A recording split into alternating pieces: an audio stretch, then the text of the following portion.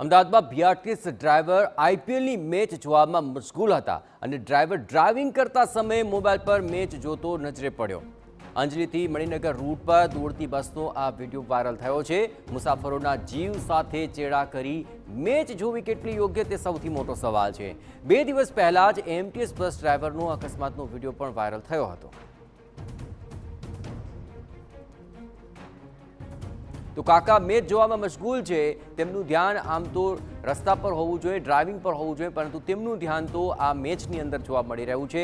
મોબાઈલની અંદર તેઓ મેચ નિહાળી રહ્યા છે, એક હાથમાં મોબાઈલ અને બીજા હાથમાં બસનું સ્ટીયરિંગ, પરંતુ તેને કારણે બીઆરટીએસ બસની અંદર સવાર થનારા મુસાફરોના જીવ તાળવે ચોંટેલા હતા, કારણ કે જો થોડી પણ ગફલત થાય તો બસમાં સવાર તમામ મુસાફરોના જીવ સામે મોટું જોખમ ઊભું થઈ શકે તેમ છે। અને તેને લઈને સૌથી મોટો સવાલ ઉઠી રહ્યો છે કે આ સમગ્ર મામલે મેચ આ જોનારા ડ્રાઈવર સામે કોઈ કાર્યવાહી થવી જોઈએ કે કેમ। વધુ વિગતે વાત કરવા જોડાઈ રહ્યા છે TV9 સંવાદદાતા જિગ્નેશ પટેલ। જિગ્નેશ, આ વિડીયો વાયરલ થયો છે, કેટલી ગંભીર આ બાબત છે અને વિડીયો સામે આવ્યા બાદ આ ડ્રાઈવર વિરુદ્ધ કોઈ કાર્યવાહી થઈ છે ખરી?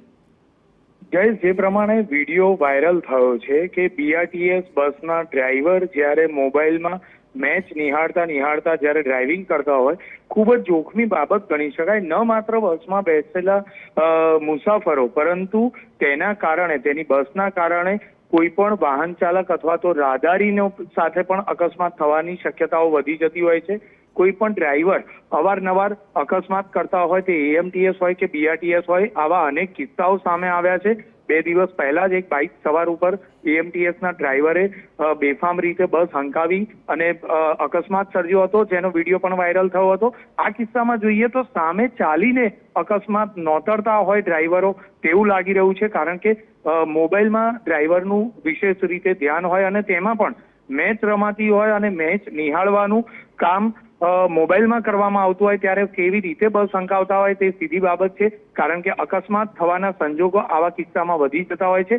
આ બાબતને કોર્પોરેશને ગંભીરતાથી લીધી છે, પરંતુ હજી સુધી આ ડ્રાઈવર સામે કોઈ પણ પ્રકારના પગલાં લેવાયા નથી, પરંતુ પગલાં લેવાય તે બાબત હવે સુનિશ્ચિત છે, કારણ કે એક કડક પગલાં લેવામાં આવે તો એક વખત દ્રષ્ટાંત બેસાડવામાં આવે તો અન્ય કોઈ પણ ડ્રાઈવર આ પ્રકારની ભૂલ કરતા પહેલા 100 વખત વિચાર કરશે। જયેશ, બિલકુલ આભાર જિગ્નેશ। તો આ સૌથી ગંભીર બાબત સામે આવી રહી છે। આ રીતે ડ્રાઈવર જો બેદરકારી દાખવશે તો મુસાફરોનું શું થશે? પરંતુ આ વિડીયો વાયરલ થયા બાદ ચોક્કસપણે આ સામે કાર્યવાહી થવી અત્યંત જરૂરી છે।